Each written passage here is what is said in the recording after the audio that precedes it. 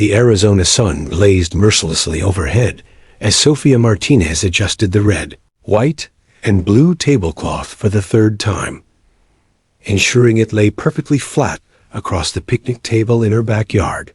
The 4th of July barbecue had become an annual tradition for the Martinez family, drawing neighbors, co-workers, and friends from across their quiet Phoenix suburb of Desert Ridge.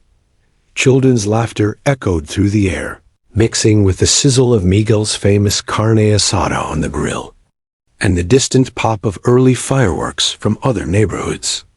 3-year-old Emma Martinez bounced excitedly between the adults, her tiny hands clutching a package of sparklers that her 7-year-old brother Luis had reluctantly agreed to share.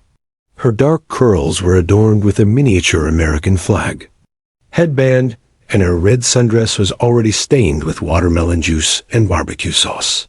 She was the life of the party, charming everyone with her infectious giggles and broken English mixed with Spanish words she'd learned from her grandmother.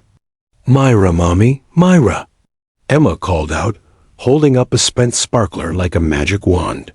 Sofia smiled warmly at her daughter, her heart swelling with the kind of pure joy that only comes from watching your child experience wonder in the simplest things. The backyard was filled with nearly 20 guests, their next-door neighbors the Johnsons, Miguel's co-workers from the construction company, Sofia's book club friends, and several families from Emma's daycare. Brad Thompson, their longtime neighbor from 3 houses down, stood near the pool with a beer in his hand, making conversation with other parents while keeping an unusual eye on the children playing nearby. He'd been coming to their barbecues for 5 years, ever since his divorce, and Sofia had always felt sorry for him spending holidays alone. He was particularly good with kids, often volunteering to help with games and activities, which made him a welcome addition to their family gatherings. The afternoon progressed with typical summer party chaos. Kids ran through sprinklers, while adults sought shade under the patio umbrellas. Miguel's playlist alternated between classic rock and Latin music, creating a festive atmosphere that had everyone in high spirits. Emma flitted from group to group like a social butterfly, accepting pieces of fruit from Mrs. Johnson, getting her face painted with stars by Sofia's friend Carmen, and pestering the older kids to let her join their water balloon fight. At around 3:30 p.m., Sofia was in the kitchen, refilling the ice bucket and chatting with her sister Maria about plans for Emma's upcoming 4th birthday party in August. Through the window, she could see Emma playing with the sparklers on the concrete patio, carefully supervised by Luis, who took his big brother duties seriously. The sight made Sofia smile. Luis had been initially jealous when Emma was born, but he'd grown into a protective and loving older sibling. "I'll be right back, Mia," Sofia called to Maria, stepping outside to check on the grill and help Miguel flip the chicken. The party was hitting its stride. Adults were settling into comfortable conversations. Kids were thoroughly entertained, and the food was nearly ready. It was exactly the kind of perfect family moment Sofia treasured, the kind she'd later replay in her mind 1,000 times, searching for any detail she might have missed. Miguel was telling his usual 4th of July joke about Uncle Sam to a group of his buddies when Sofia returned to the kitchen to grab more napkins. She was gone for maybe 3 minutes, chatting with the ladies about the new shopping center being built nearby. When she stepped back outside, she immediately noticed something was wrong.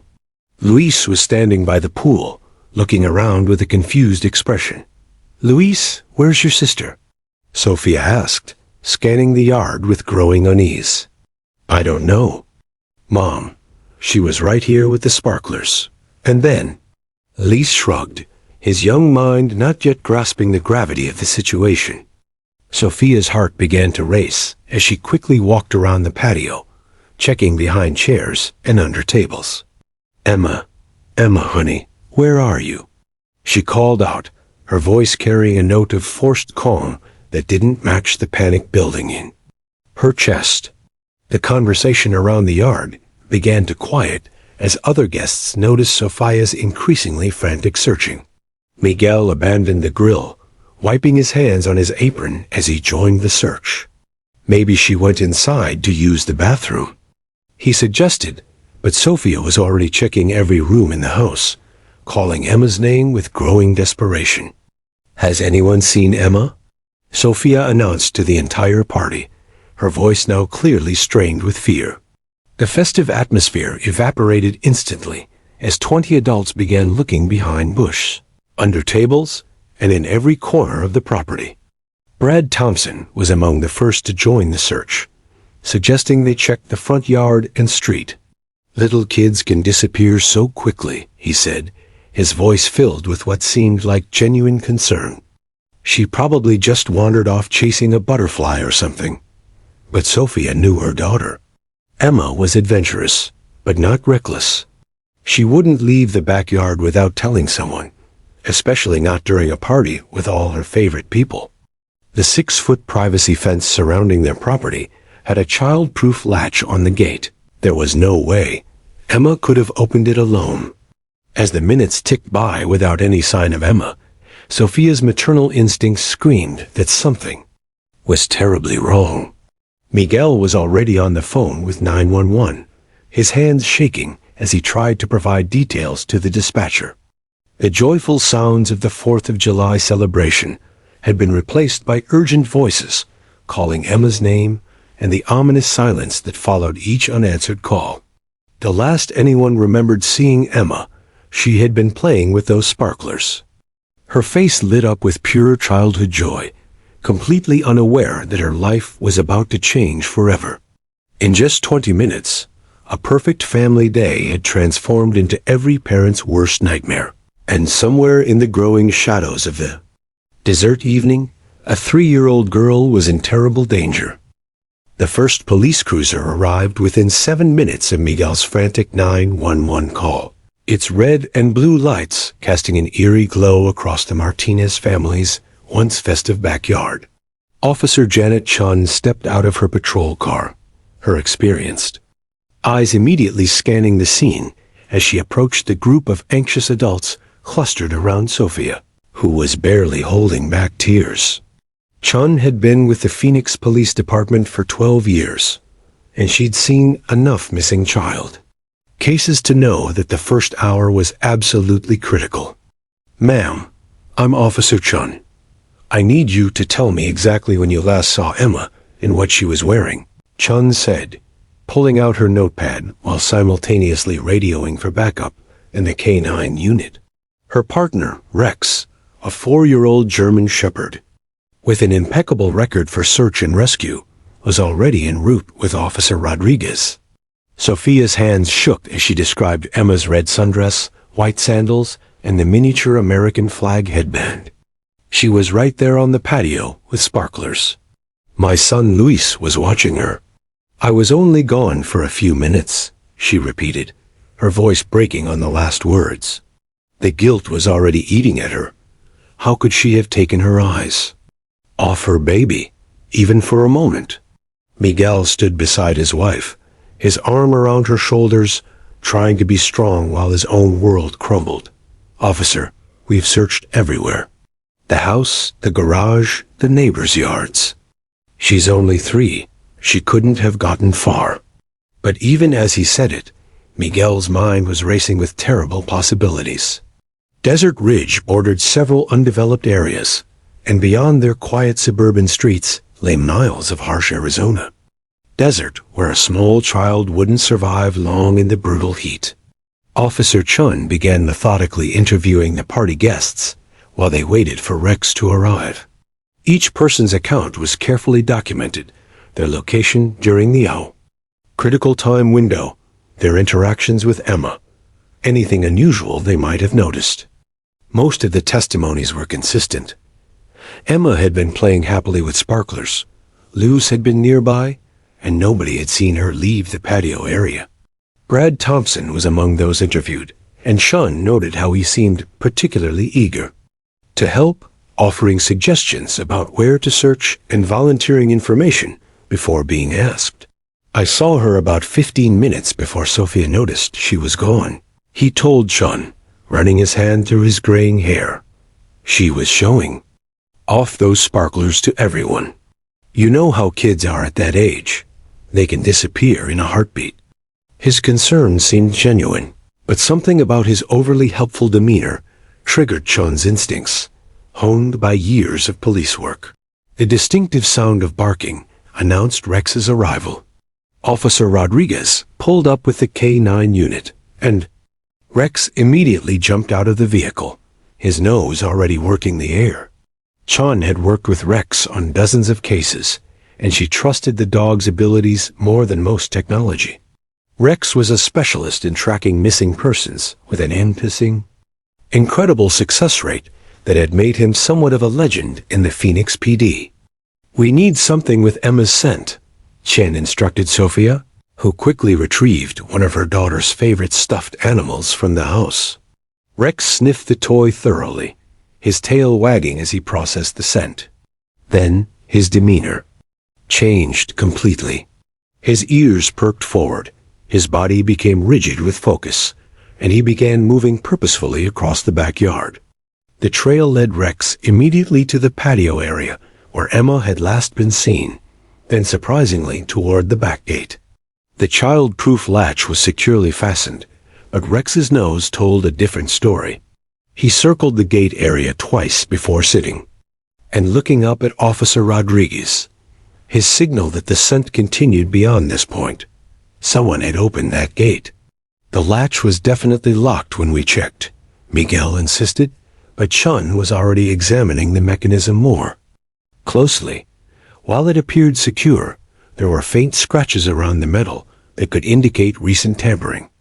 More importantly, Rex was clearly indicating that Emma's scent trail continued outside the fenced yard. The search team moved into the street, where Rex immediately picked up the trail again. Instead of leading toward the neighborhood streets, as everyone expected, the German Shepherd turned toward the undeveloped land behind the Martinez home. This area was a maze of desert vegetation, construction debris from nearby housing developments, and most concerning of all, Willow Creek, a seasonal waterway that could be treacherous even when running low. As they pushed through the thorny mesquite bushes and palo verde trees, Chun's radio crackled with updates from other officers who had arrived to expand the search perimeter.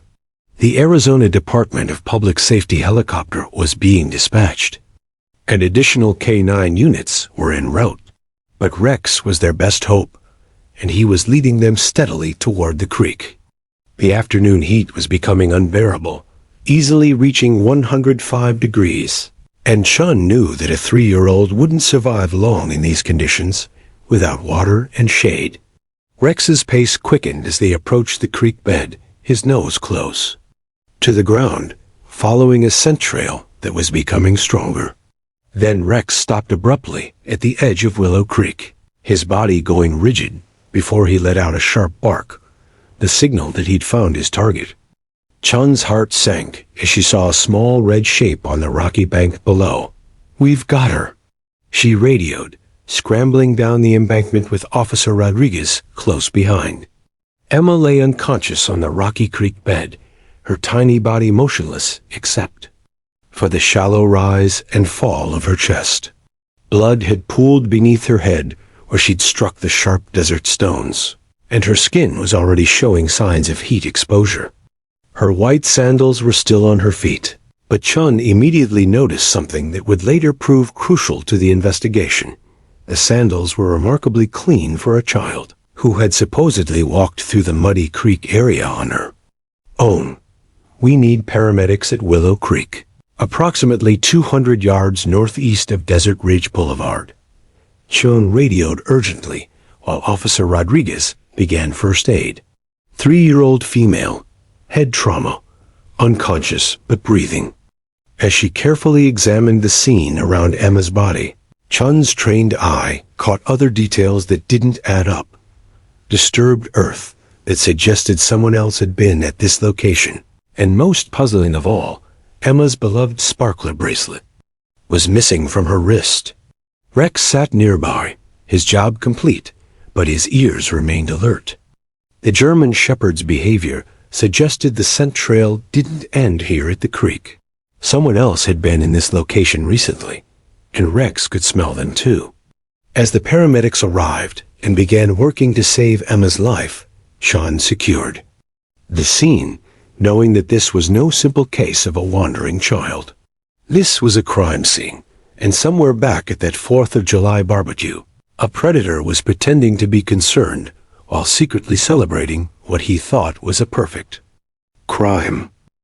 The waiting room at Phoenix Children's Hospital had become a battlefield of emotions, where hope and despair waged war in the fluorescent-lit space that smelled of antiseptic and bitter coffee.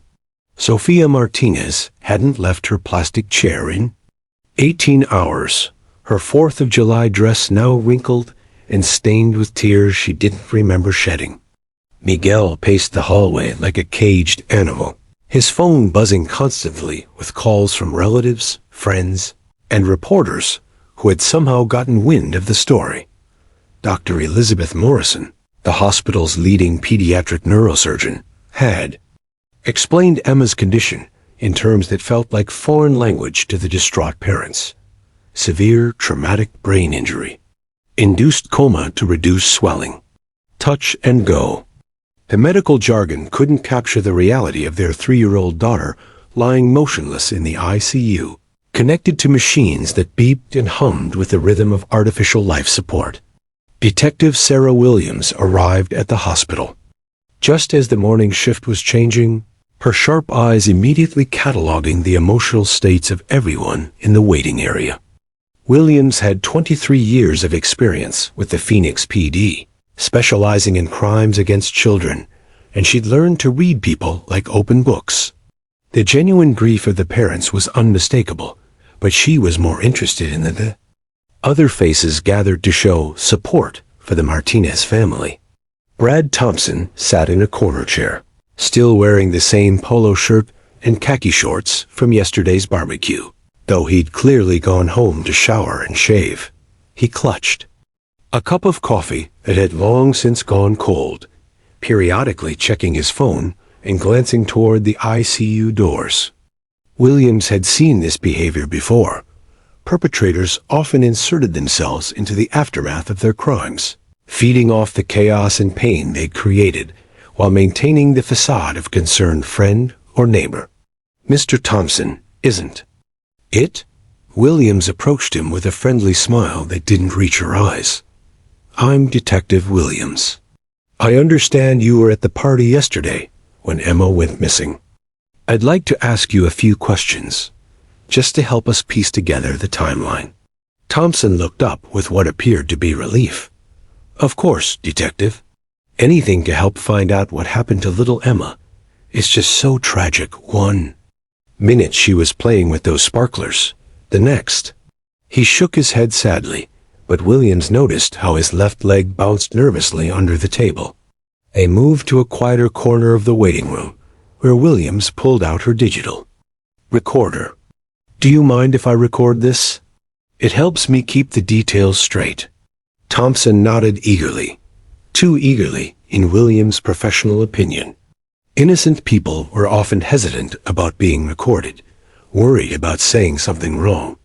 Guilty people sometimes welcomed it, confident in their prepared lies. Walk me through your afternoon yesterday, starting from when you arrived at the Martinez home, Williams began, her tone conversational, but her mind cataloging every detail of Thompson's body language. Thompson's story flowed smoothly, almost too smoothly. He'd arrived around 1:30 p.m., helped Miguel set up chairs, chatted with other neighbors, complimented Sofia on her potato salad. But when Williams asked about the specific time when Emma disappeared, Thompson's narrative began to shift subtly. I was talking with the Johnson family by the pool when Sofia started calling for Emma, he said initially. But when Williams pressed for more details about that conversation, Thompson suddenly remembered he'd actually stepped inside to use the bathroom. Then, minutes later, he corrected himself again. He'd been outside making a phone call to his elderly mother in Tucson. Williams made careful notes, her pen scratching across the paper as Thompson dug himself deeper into inconsistency. This phone call to your mother, that would show up on your phone records, correct?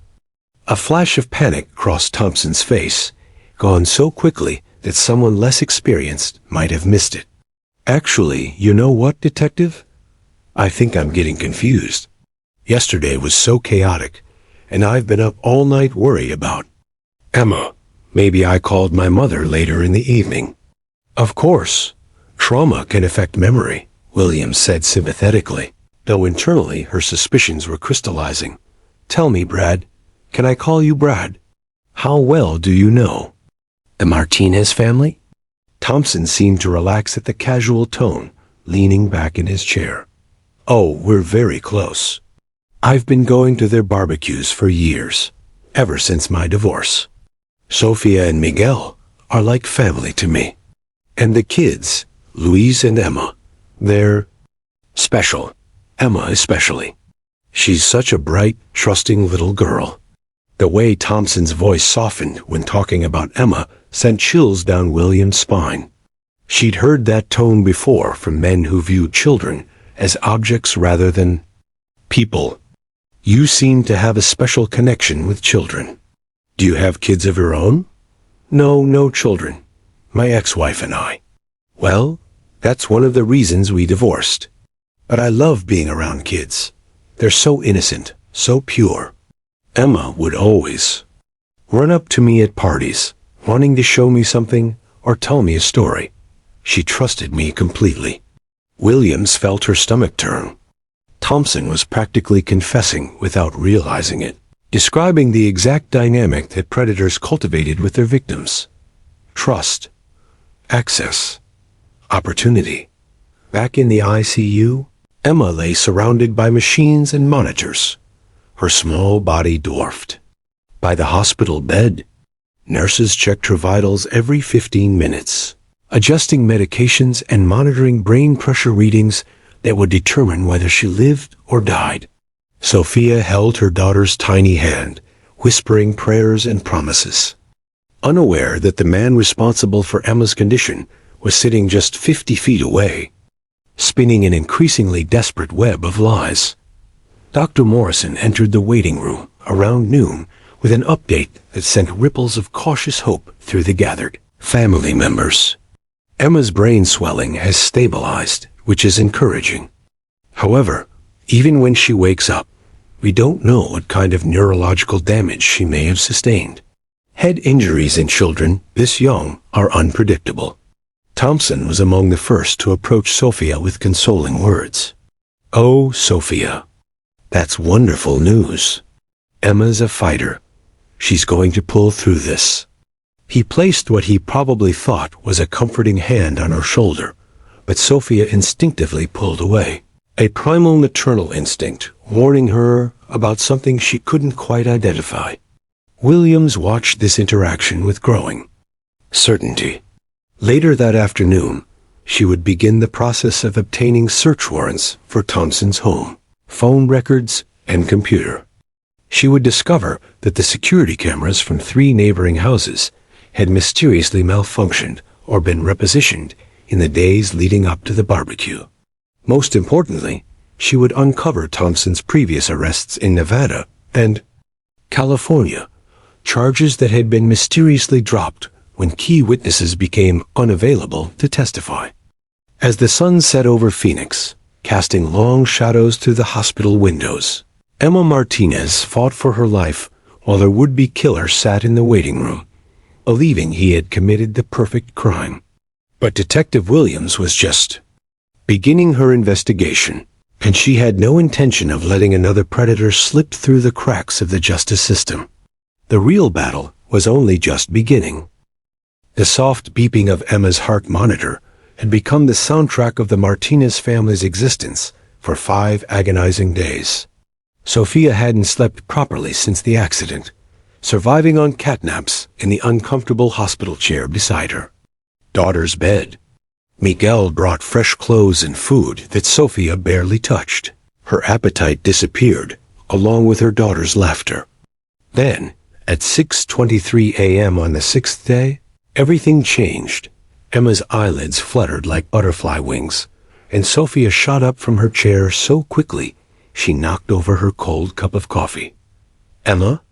Baby, can you hear Mommy?" Her voice was barely a whisper.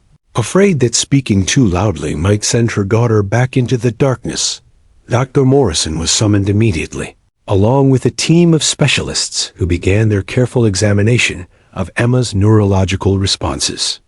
The little girl's eyes were open, tracking movement across the room, but there was something profoundly different about her gaze. Where once there had been boundless curiosity and mischief, now there was only fear, deep, primal terror that seemed to consume her entire being. "Emma, sweetheart, it's Daddy," Miguel said softly, reaching out to stroke his daughter's cheek. But the moment his large hand came into Emma's field of vision, she let out a blood-curdling scream that echoed through the ICU and sent nurses running.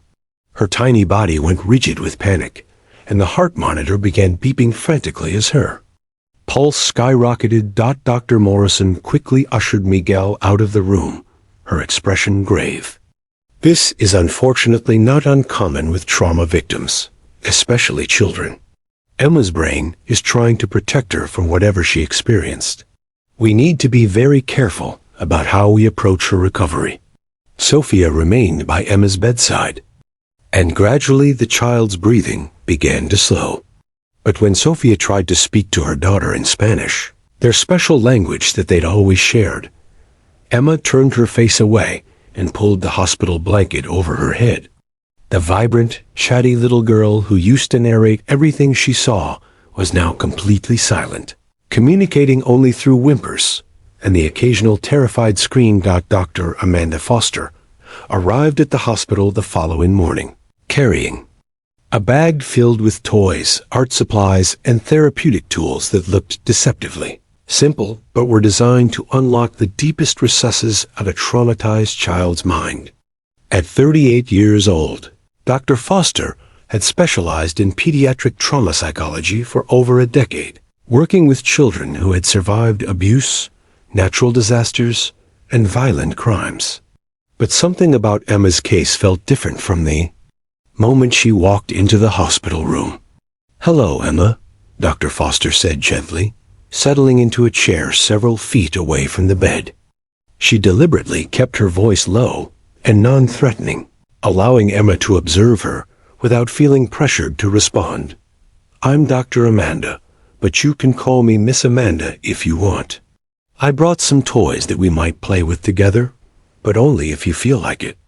Emma's dark eyes followed Dr. Foster's movements, but she remained completely silent. When Foster pulled out a set of crayons and paper, however, Emma's interest was visibly piqued. Drawing had always been one of her favorite activities, and muscle memory seemed to override her fear. The first drawing Emma created was a chaotic scribble of black and red crayon, violent slashes across the paper that spoke of terror and confusion. But as the days progressed, her artwork began to tell a story that made Dr. Foster's blood run cold. There were pictures of a small figure, clearly representing Emma, being dragged by a much larger shadow figure. The shadow always had glowing eyes and reaching hands, and in every picture, the small figure was crying. Most disturbing were Emma's repeated drawings of a house that didn't match the Martinez family home. This house was dark and scary, with boarded windows and a crooked door that looked like a screaming mouth. In several drawings, Emma depicted herself trapped inside this house while the shadow figure stood guard outside. "Can you tell me about this house, Emma?" Dr. Foster asked gently during their fourth session together. But Emma only shook her head violently and grabbed the black crayon, scribbling furiously over the entire drawing until it was obliterated. The breakthrough came during play, therapy using anatomically correct dolls. Dr. Foster had introduced a family of dolls, Mommy, Daddy, Big Brother, and Little Sister, along with several other adult figures. Emma immediately gravitated toward the little girl doll, cradling it protectively against her chest. But when Dr. Foster introduced a male adult doll with brown hair, Emma's reaction was explosive. She grabbed the little girl doll and ran to the far corner of the room, then began acting out a terrifying scenario. The adult male doll approached the little girl doll, and Emma made him say in a deep, scary voice, "Come with me, little one. I have something special to show you." Then she made the little girl doll cry and try to run away, but the adult doll always caught her. "The bad man took the little girl to the scary place," Emma whispered, the first words she'd spoken since awakening. Her voice was hoarse from disuse and trauma, but the words were crystal clear. The little girl was very scared. The bad man said nobody would ever find her. Dr. Foster felt her heart racing as she realized the implications of Emma's play therapy. This wasn't just post-traumatic stress from a fall. This child had been abducted, and she was reliving the experience through her play. What happened next, Emma? What happened to the little girl? Dr. Foster asked gently, though she was almost afraid to hear the answer. Emma picked up a toy dog from the collection of animals Dr. Foster had brought.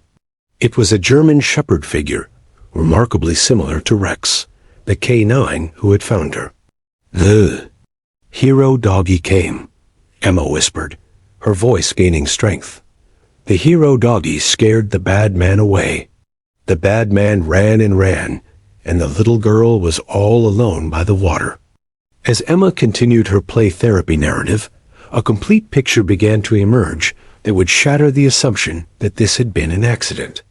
The bad man had lured Emma away from the party with promises of something special. He had taken her to a scary house where terrible things were supposed to happen. But when he heard the search dogs approaching, he had panicked and abandoned Emma by the creek, where she fell and hit her head while trying to find her way back home. Dr. Foster documented every detail of Emma's revelations, knowing that this 3-year-old's testimony might be the key to bringing a dangerous predator to justice. But first, Emma needed to heal enough to trust the adults around her, and that process would require patience, skill, and the kind of courage that only a child who had survived the unthinkable could possess. Outside Emma's hospital room, Detective Williams reviewed Dr. Foster's preliminary notes with growing anger and determination. The man who had done this to Emma was still walking free, probably believing he had gotten away with the perfect crime. But Emma Martinez was alive. She was talking, and she was going to help them put her attacker behind bars where he belonged. Detective Sarah Williams sat in her cluttered office at 3:47 a.m., surrounded by manila folders, computer printouts, and crime scene photographs that painted a disturbing picture of Brad Thompson's hidden life. The coffee maker in the corner had been working overtime for the past week, fueling her obsessive investigation into the man who had nearly destroyed the Martinez family. Sleep had become a luxury she couldn't afford, not when a predator was walking free in her city. The breakthrough had come through a routine background check that revealed Thompson's carefully concealed past. What appeared to be a clean record in Arizona was actually the result of a methodical pattern of relocating whenever legal troubles arose. Williams had spent days on the phone with police departments across the Southwest, piecing together a timeline of suspicious activities that painted Thompson as a sophisticated serial predator. In 2019, Thompson had been arrested in Henderson, Nevada, on charges of child endangerment after a 7-year-old girl reported that a nice man had offered her candy and tried to get her into his truck outside an elementary school. The case had been dropped when the child's family suddenly moved out of state, citing job relocation. Williams noted that Thompson had also left Nevada shortly after, purchasing his current Phoenix home just 2 months later. The California incident was even more disturbing. In 2017, Thompson had been a volunteer coach for a youth soccer league in Bakersfield when parents complained about his inappropriate attention toward their children.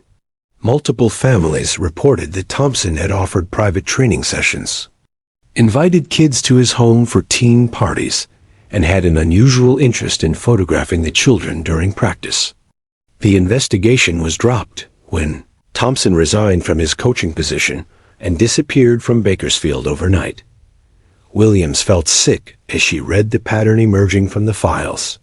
Thompson was a patient predator who carefully cultivated trust within communities, identified vulnerable targets, and then vanished before consequences could catch up with him. The Martinez family had been perfect victims, hard-working immigrants who might be reluctant to involve police, with a trusting 3-year-old daughter who had known Thompson for years. The search warrant for Thompson's residence had yielded evidence that would have made a seasoned detective's skin crawl. Hidden in a locked toolbox in his garage, investigators had found Emma's missing sparkler bracelet, still crusted with dried blood from where it had been ripped from her tiny wrist. But that was just the beginning of the horror they uncovered. Thompson's computer contained thousands of photographs taken at neighborhood gatherings over the past 5 years, barbecues, birthday parties, school events. The photos weren't illegal by themselves, but their focus was unmistakably disturbing. Every image zoomed in on children, particularly young girls between the ages of 3 and 7. Emma appeared in dozens of photos, many taken without the Martinez family's knowledge or consent. The most damning evidence came from Thompson's smartphone data, which revealed location tracking information that contradicted every alibi he had given police. While Thompson claimed he had been at the Martinez barbecue the entire afternoon, his phone showed a troubling pattern of movement.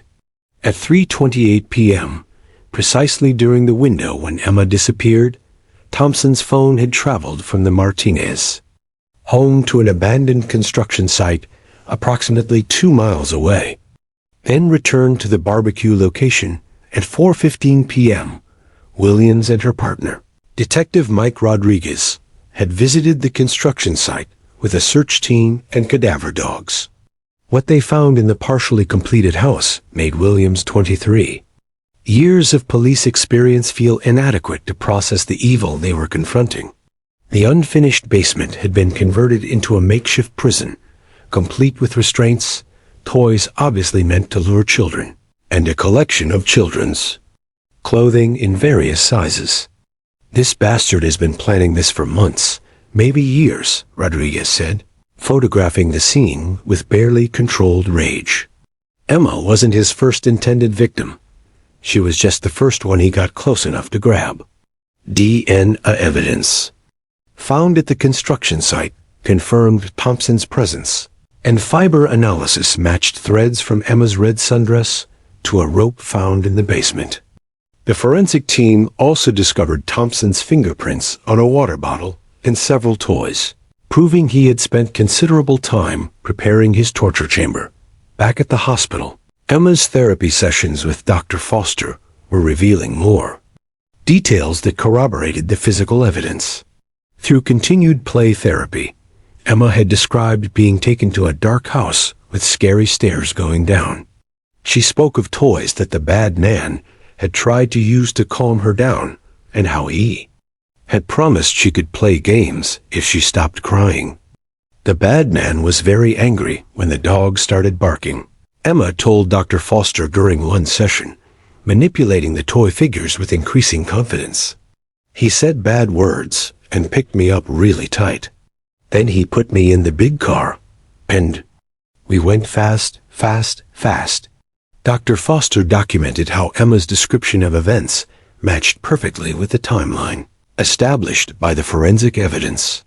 Thompson had been interrupted by the search dogs before he could complete whatever he had planned for Emma. In his panic to escape, he had driven to Willow Creek and abandoned her, probably assuming she would die from exposure or drowning, eliminating the only witness to his crimes. District Attorney Maria Gonzalez reviewed the complete case file on a rainy Thursday morning, her experienced prosecutor's mind calculating the strength of their evidence against the challenges of trying such a case. The physical evidence was overwhelming: DNA, fibers, fingerprints, and digital footprints that placed Thompson at both the abduction site and his prepared torture chamber. But the case would ultimately hinge on the testimony of a 3-year-old trauma victim. Can she do it? Gonzalez asked Dr. Foster during their consultation meeting. Can Emma testify in court against this monster? Dr. Foster considered the question carefully. Emma had made remarkable progress in therapy, but testifying in open court would be traumatic even for an adult survivor. With the right accommodations and support, yes, I believe she can. Emma wants to tell her story. She's been practicing. With the dolls, preparing herself to face the bad man again. She's incredibly brave. The decision to prosecute was unanimous. Thompson would be charged with attempted kidnapping, child endangerment, and assault resulting in serious bodily injury. Additional charges were pending as investigators continued analyzing evidence from his computer and the construction site. But everyone involved knew that convicting a predator, based primarily on a child's testimony, would require careful preparation and flawless execution. Williams visited Emma at the hospital one final time before the arrest warrant was issued. The little girl was sitting up in bed, coloring with her mother while her father read a story in Spanish. Seeing the family together, healing but forever changed by Thompson's evil, strengthened Williams' resolve to ensure that justice would be served. Tomorrow, Brad Thompson would be arrested. His carefully constructed facade of respectability would crumble, and the community that had trusted him would finally see the monster hiding among them. But the real test would come in the courtroom, where a 3-year-old survivor would have to find the courage to face her attacker and speak the truth that would either set her free or let a predator escape to harm other children. The jury deliberated for only 2 hours and 37 minutes, a remarkably short time for such a serious case. But Emma's testimony had been so compelling and the physical evidence so overwhelming that there was little to debate. When the 12 men and women returned to Judge Hernandez's courtroom on that October afternoon, their faces showed the gravity of their decision. Foreman James Patterson, a father of 3 young daughters, stood with trembling hands as he prepared to read the verdict that would determine Brad Thompson's fate. On the charge of attempted kidnapping in the first degree, we find the defendant guilty. On the charge of child endangerment resulting in serious bodily injury, we find the defendant guilty. On the charge of aggravated assault against a minor, we find the defendant guilty. Patterson's voice grew stronger with each count, and by the time he finished reading all 7 guilty verdicts, Thompson had collapsed into his chair, finally understanding that his carefully constructed facade had crumbled completely. District Attorney Maria Gonzalez felt a profound sense of relief wash over her as the verdicts were read. In her 15 years as a prosecutor, she had never handled a case that meant more to her personally. Emma Martinez had not just testified against her attacker. She had changed the legal landscape for child victims everywhere, proving that age was no barrier to truth and justice. Judge Hernandez scheduled sentencing for 3 weeks later, giving both sides time to prepare their arguments for what everyone knew would be a life sentence. Thompson's defense attorney filed the obligatory motions for appeal, but even Mark Stevens knew they were futile gestures. The evidence had been too strong, the testimony too powerful, and the jury too convinced of Thompson's guilt.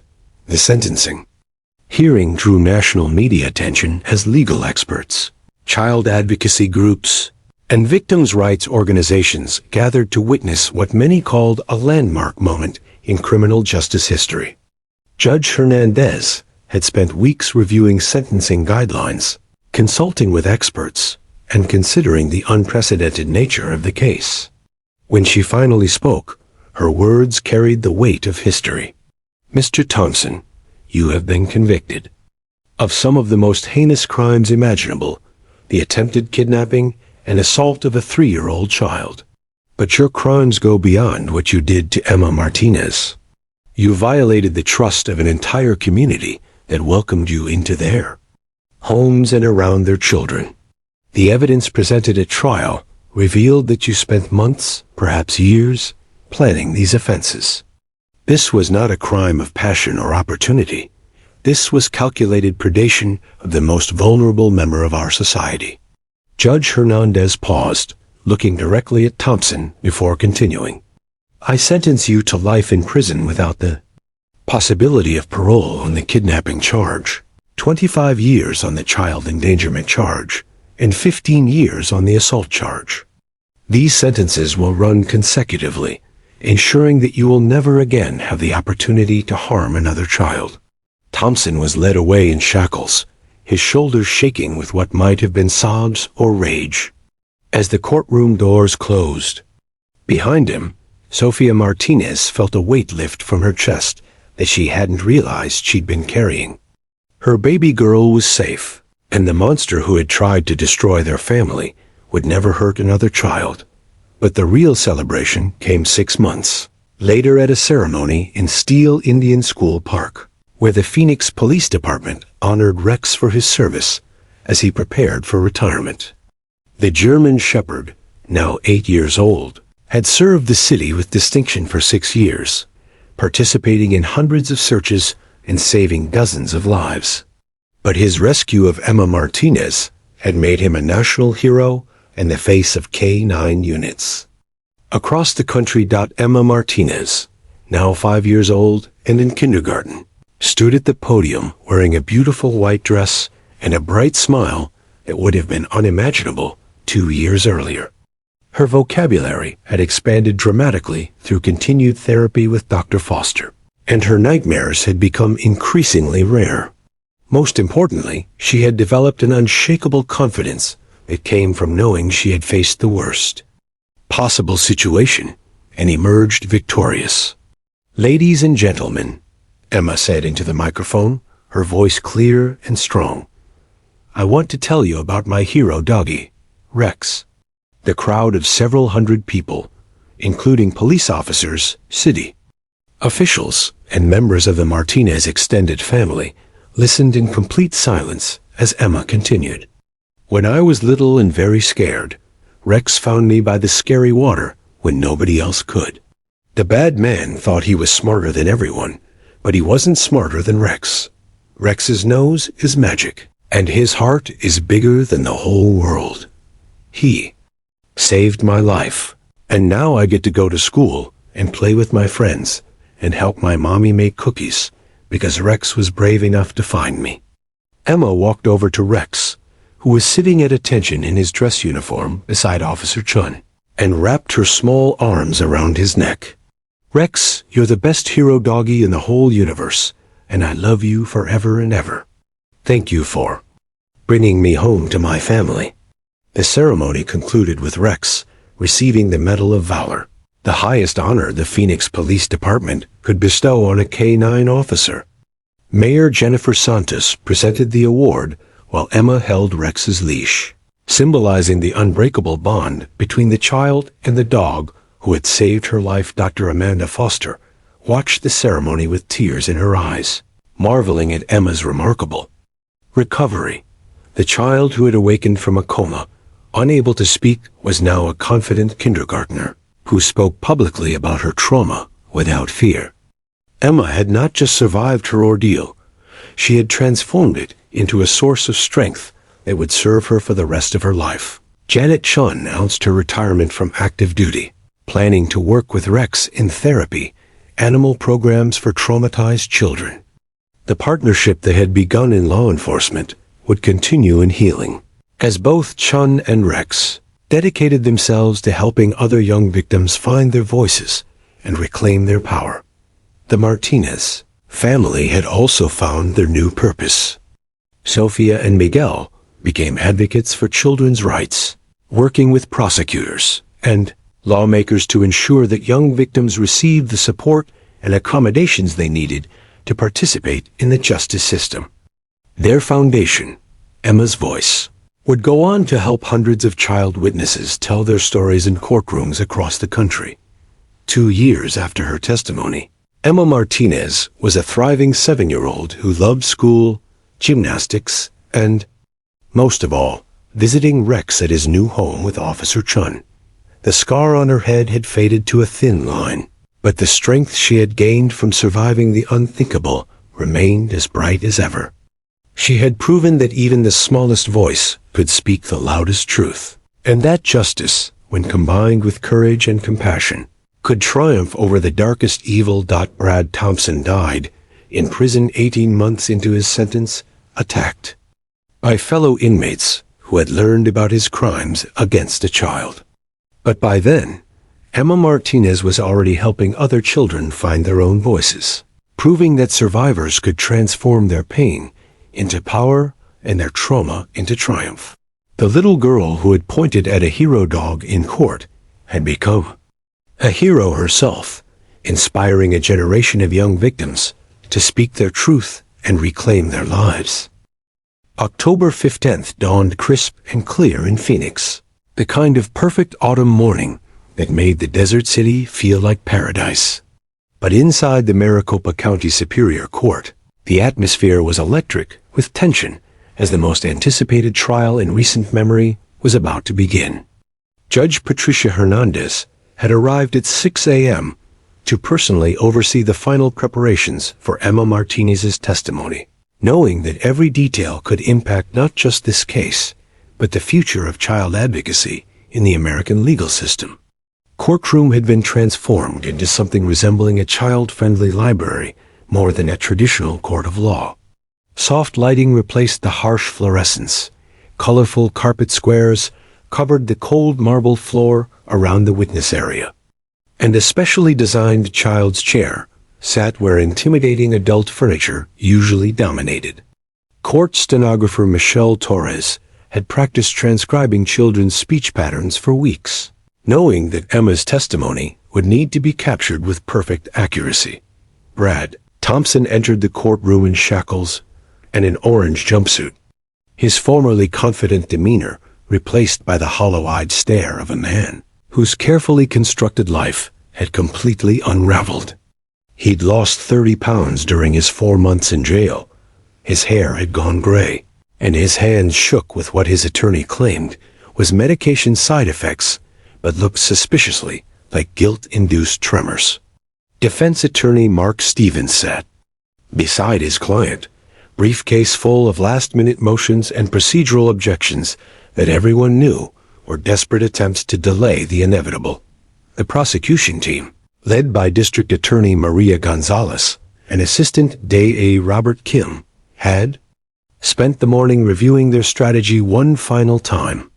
They knew that Emma's testimony would either make or break their case. All the physical evidence in the world wouldn't matter if a jury couldn't trust the words of a 3-year-old girl. But Gonzalez had seen Emma during preparation sessions, had witnessed her remarkable courage and clarity, and believed that truth would ultimately prevail. Sofia and Miguel Martinez sat in the front row, holding hands so tightly their knuckles had gone white. They'd barely slept in weeks, torn between wanting to protect their daughter from further trauma and knowing that justice demanded Emma's voice be heard. Luis, now 8 years old, stayed home with his grandmother, still struggling to understand why the nice neighbor man had hurt his little sister Dot at exactly 9:30 a.m. Dr. Amanda Foster entered the courtroom with Emma Martinez, and the transformation in the little girl was immediately apparent to everyone present. Gone was the broken, silent child who had awakened from her coma 6 months earlier. In her place stood a determined 4-year-old wearing a bright blue dress and white patent leather shoes, her dark hair neatly braided and adorned with a small ribbon that matched her outfit. She carried a small stuffed elephant that Dr. Foster had given her for comfort. "Good morning, Emma," Judge Hernandez said gently as Emma approached the witness area. "I'm Judge Patricia, and I'm very glad you came to visit our courtroom today." Emma looked up at the judge with curious eyes and replied clearly, "Good morning, Judge Patricia. Dr. Amanda said you're the boss lady who makes sure bad people can't hurt kids anymore." A ripple of emotion passed through the courtroom at Emma's innocent but profound understanding of her role in the proceedings. Even Thompson's attorney seemed moved by the child's earnest demeanor, though he quickly composed himself for what would be the most difficult cross-examination of his career. Prosecutor Gonzalez approached Emma slowly, kneeling down to the child's eye level. "Emma, do you remember talking to Dr. Amanda about the day when the bad man took you away from your family's party?" "Yes," Emma replied, her voice clear and confident. "The bad man said he had something special to show me, but he was lying. He took me to the scary place, where I was very frightened." For 20 minutes, Gonzalez gently guided Emma through her testimony, and the courtroom remained absolutely silent as the child recounted her ordeal with heartbreaking clarity. She described how Thompson had lured her away from the barbecue, with promises of seeing baby puppies in his car. She talked about the scary house with stairs going down to a dark room full of toys that weren't fun because they came from the bad man. But it was when Emma described her rescue that the real drama began. "I was by the scary water, and I was lost and crying because my head hurt," Emma said, unconsciously touching the scar that remained from her fall. "Then I heard the most beautiful sound. It was like music, but it was really a dog barking." At that moment, Officer Janet Chun entered the courtroom with Rex at her side. The German Shepherd had been specially groomed for the occasion and wore his official canine vest, moving with the quiet dignity that had made him legendary among Phoenix police officers.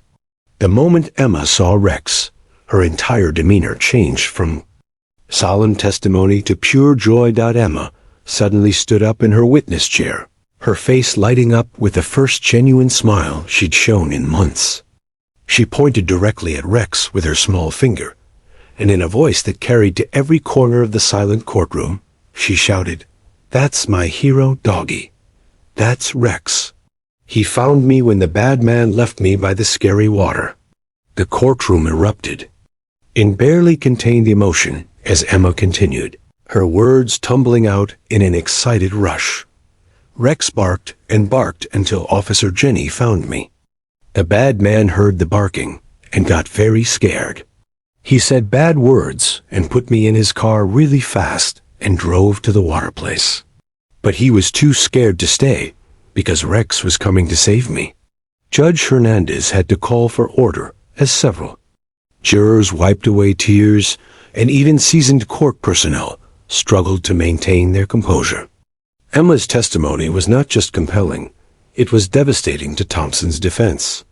Her detailed recollection of events, corroborated by physical evidence and delivered with the unmistakable ring of truth, painted a picture of calculated predation, interrupted only by the heroic intervention of a search dog. Defense attorney Stevens approached Emma for cross-examination with visible reluctance, knowing that attacking a 4-year-old trauma survivor would likely backfire spectacularly with the jury. His questions were gentle but pointed, attempting to suggest that Emma might be confused or influenced by adult conversations. "Emma, are you sure you remember everything correctly? Sometimes when we're scared, our memories can get mixed up." Emma looked at Stevens with the kind of direct honesty that only children possess. "Mr. Lawyerman, I remember everything. The bad man thought nobody would find me, but he was wrong.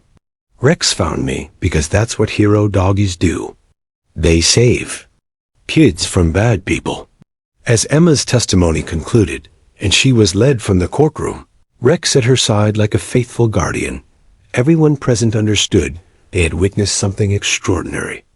A 3-year-old child had faced her attacker in open court and delivered testimony that would likely send him to prison for the rest of his life. But more than that, Emma Martinez had proven that the voices of even the youngest victims deserve to be heard, believed, and protected by the justice system that exists to serve them. The jury deliberated for only 2 hours and 37 minutes, a remarkably short time for such a serious case. But Emma's testimony had been so compelling and the physical evidence so overwhelming that there was little to debate. When the 12 men and women returned to Judge Hernandez's courtroom on that October afternoon. Their faces showed the gravity of their decision. Foreman James Patterson, a father of 3 young daughters, stood with trembling hands as he prepared to read the verdict that would determine Brad Thompson's fate. On the charge of attempted kidnapping in the first degree, we find the defendant guilty. On the charge of child endangerment resulting in serious bodily injury, we find the defendant guilty. On the charge of aggravated assault against a minor, we find the defendant guilty. Patterson's voice grew stronger with each count, and by the time he finished reading all 7 guilty verdicts, Thompson had collapsed into his chair, finally understanding that his carefully constructed facade had crumbled completely. District Attorney Maria Gonzalez felt a profound sense of relief wash over her as the verdicts were read. In her 15 years as a prosecutor, she had never handled a case that meant more to her personally. Emma Martinez had not just testified against her attacker. She had changed the legal landscape for child victims everywhere, proving that age was no barrier to truth and justice.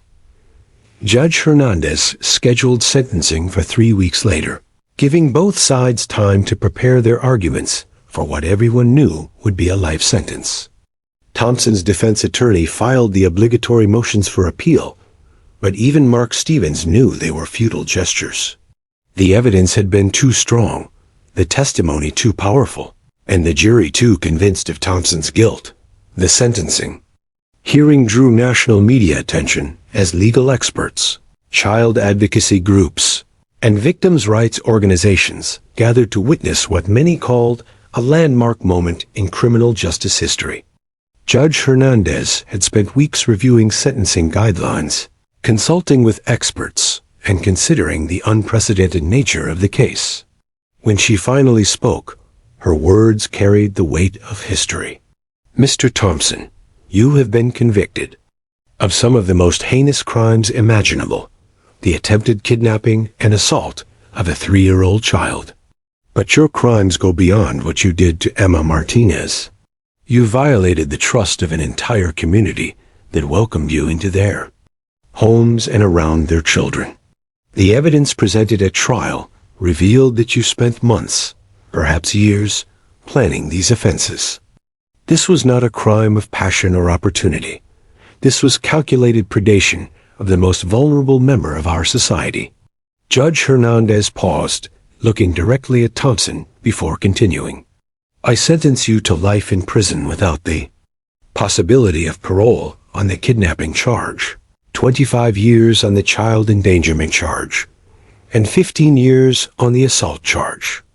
These sentences will run consecutively, ensuring that you will never again have the opportunity to harm another child.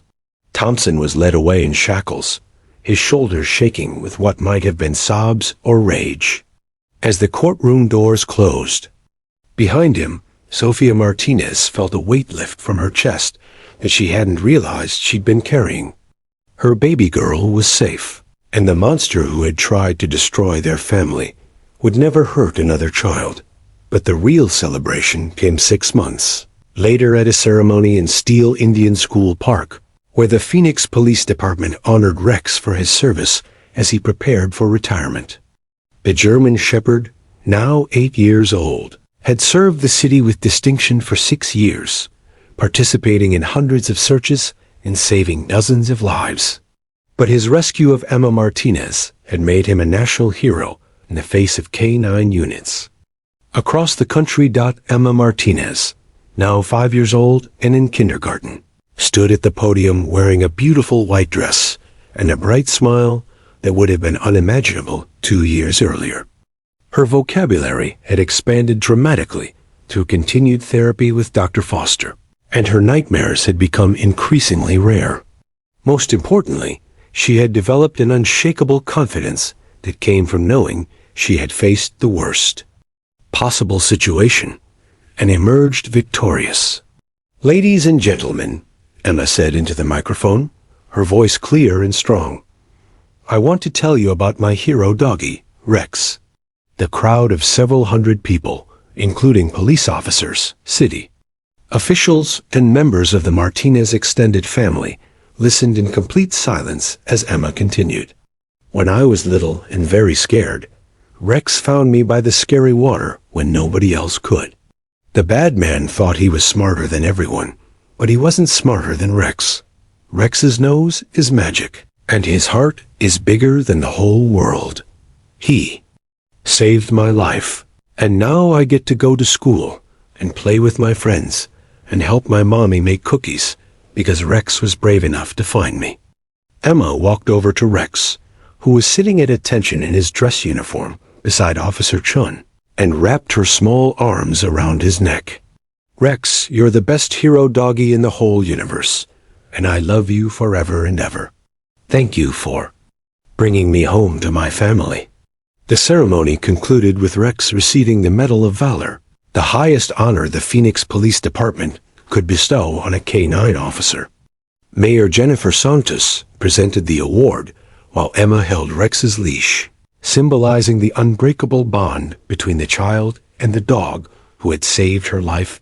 Dr. Amanda Foster watched the ceremony with tears in her eyes, marveling at Emma's remarkable recovery. The child who had awakened from a coma, unable to speak, was now a confident kindergartner who spoke publicly about her trauma without fear. Emma had not just survived her ordeal, she had transformed it into a source of strength that would serve her for the rest of her life. Janet Chun announced her retirement from active duty, planning to work with Rex in therapy animal programs for traumatized children.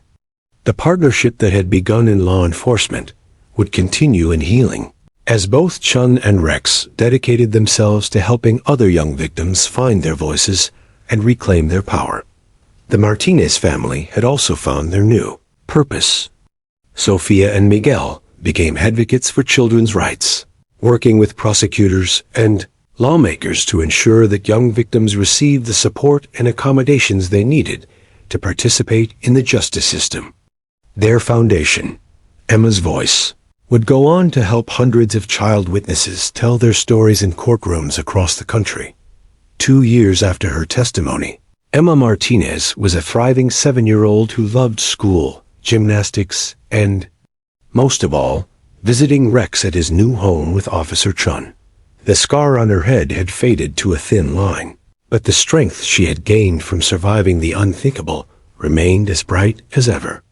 She had proven that even the smallest voice could speak the loudest truth, and that justice, when combined with courage and compassion, could triumph over the darkest evil.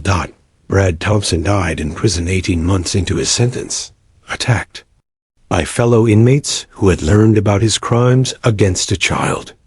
But by then, Emma Martinez was already helping other children find their own voices, proving that survivors could transform their pain into power and their trauma into triumph. The little girl who had pointed at a hero dog in court had become a hero herself, inspiring a generation of young victims to speak their truth and reclaim their lives.